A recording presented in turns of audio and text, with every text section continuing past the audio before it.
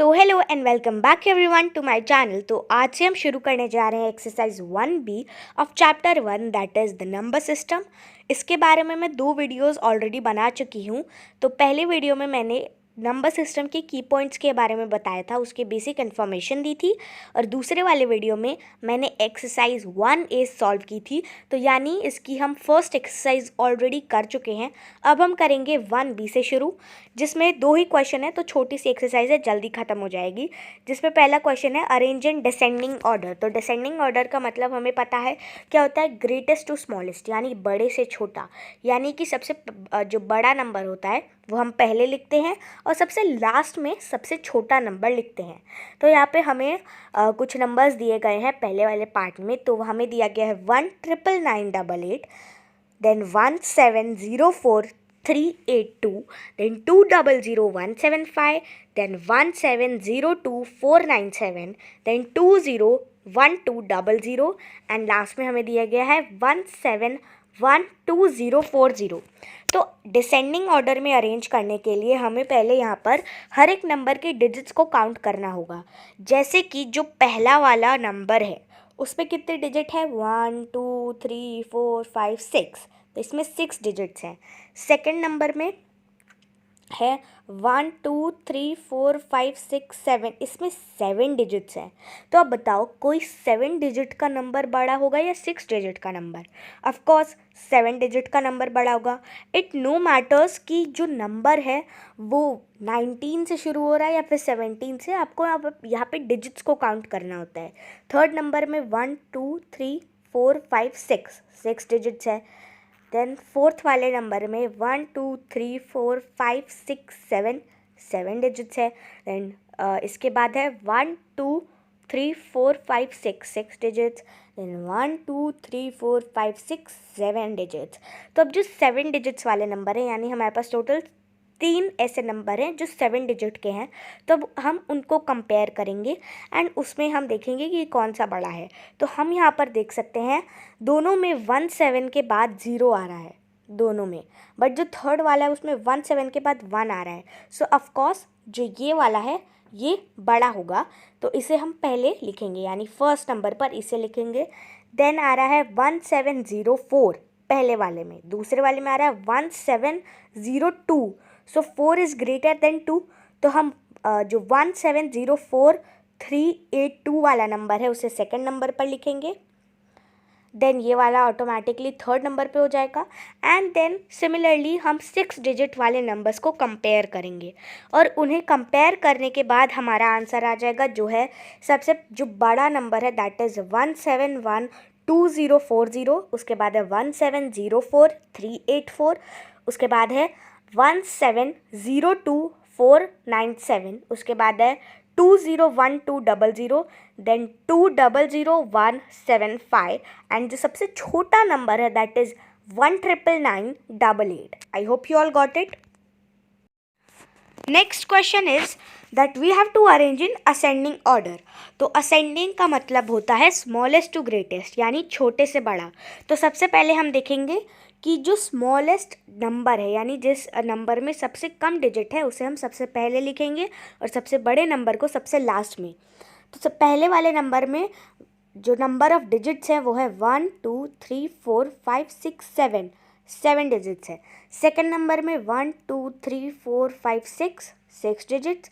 उसके बाद है 1 2 3 4 5 6 अगेन, देन 1 2 3 4 5 6 7, देन 1 2 3 4 5 6, और लास्ट वाले नंबर में दे रहा है 1 2 3 4 5 6 7, इसमें भी 7 डिजिट्स हैं। तो अब हम जो 6 डिजिट वाले नंबर्स हैं उनको कंपेयर करेंगे, और उनमें से जो सबसे छोटा होगा उसे हम सबसे पहले लिखेंगे। तो एज वी कैन सी इस नंबर को छोड़ के बाकी 2 जो नंबर हैं उनकी स्टार्टिंग 893 से हो रही है। बट अगर हम उसके बाद देखें तो पहले नंबर में 2 है और सेकंड नंबर में 4 है, तो 2 इज़ ऑफकोर्स स्मॉलर देन 4। तो हम सबसे पहले इस नंबर को लिखेंगे, तो ये फर्स्ट नंबर पे हो जाएगा, ये सेकंड नंबर पे आ जाएगा, ये थर्ड नंबर पे आ जाएगा।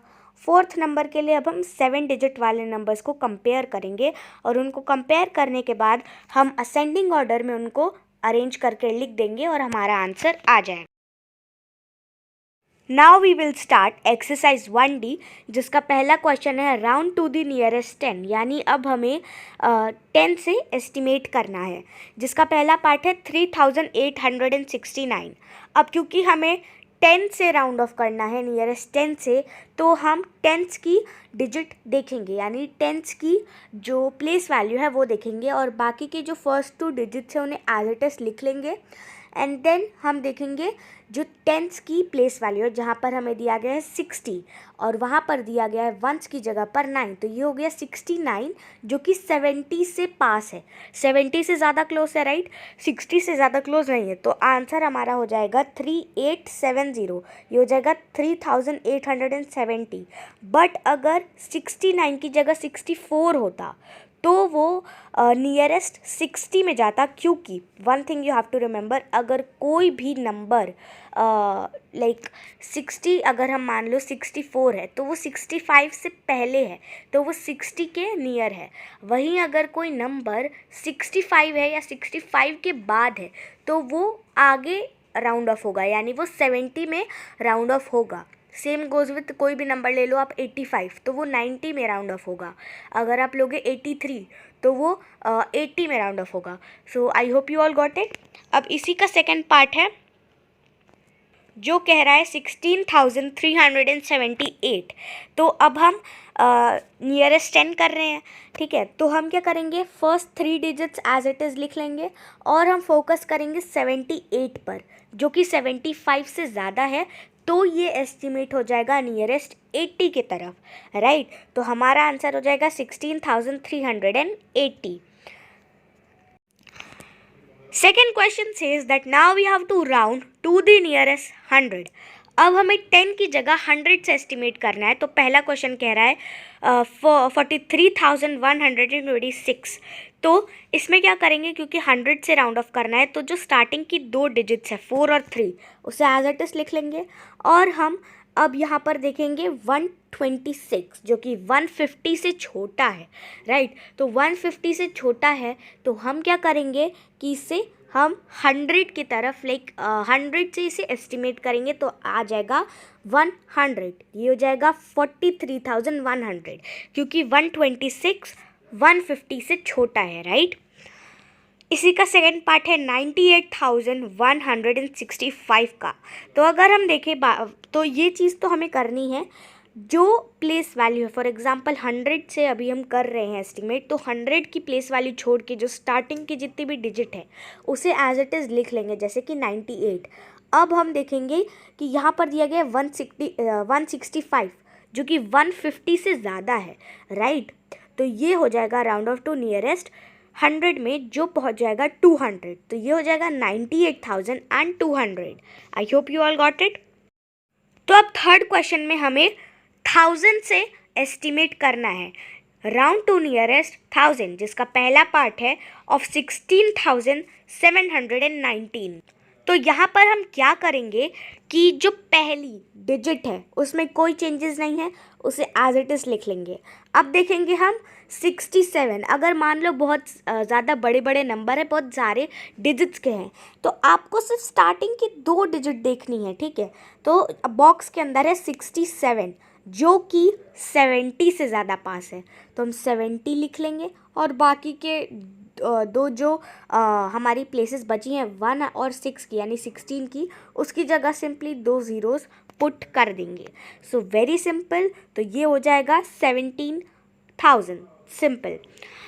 नाउ इसका बी पार्ट है 28,394।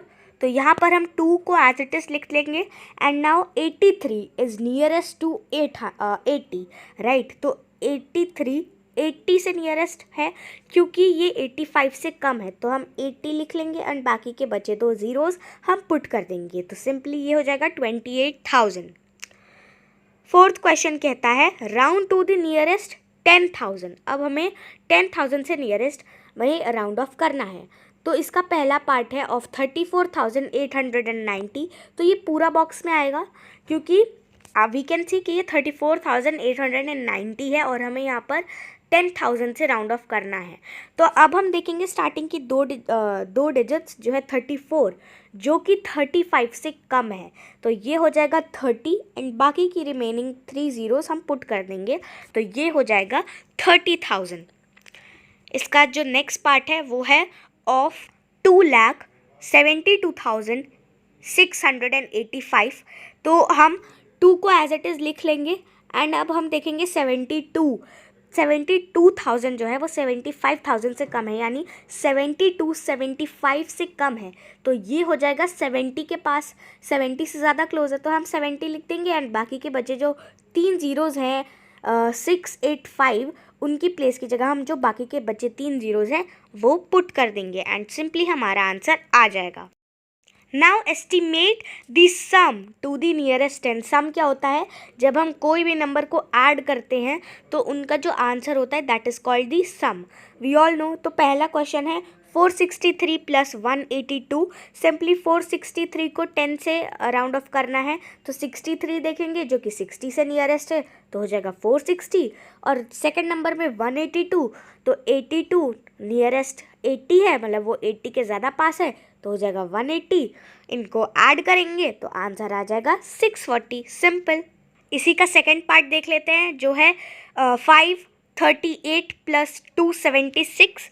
तो यहाँ पर नियरेस्ट 10 में ही करना है राउंड ऑफ, तो 38 40 के ज़्यादा नियर है तो हो जाएगा 540, 76 80 के ज़्यादा नियर है तो वो हो जाएगा 280, इसको प्लस करेंगे तो आ जाएगा 820।